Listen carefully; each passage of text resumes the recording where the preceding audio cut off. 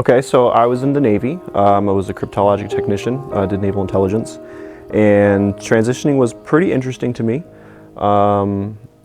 because I joined the Navy right out of high school, and it was pretty much right away I got like this, like I was saying earlier, like this flood of like meaning and purpose, and you get to work with all these like expensive things, and everyone's like has a sense of camaraderie, and they're doing everything together, and there's discipline and order, and like everything's taken care of for you in a certain way.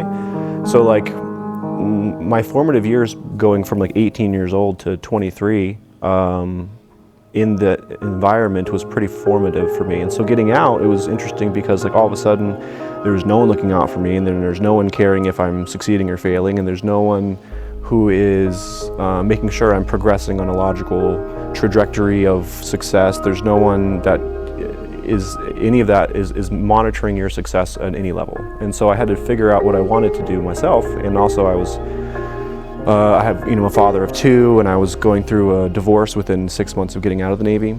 So there's a lot of like transitional figuring out like where my identity was and who I was as a person versus being a member of an organization.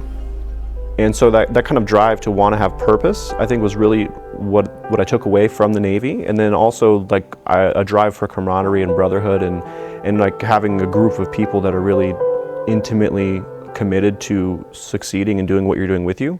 And that's something I didn't find as a military service member. You identify with your organization like all the way. So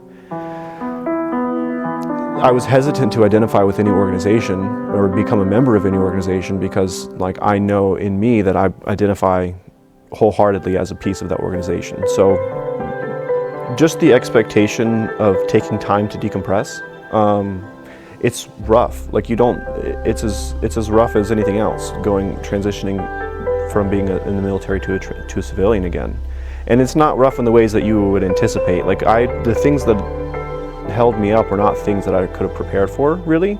It was like emotional things. The preparation I could have done was really just to acknowledge that it's going to be rough and to not make any drastic, crazy decisions. It's going to be a trip, and you just got to kind of ride it out. And eventually you will kind of figure out who you want to be and where those points of meaning are for you. But you can't know that at first. And so like seeking out camaraderie is important. I think that seeking out positive and meaningful camaraderie, I really do believe that you are the sum of the 5 people that you hang out with the most. I think service is really what I come back to. And again, like I think it comes back to who I became in the military. And I think that whenever I'm struggling, it's usually because I'm trying to fix myself and I don't know what to do.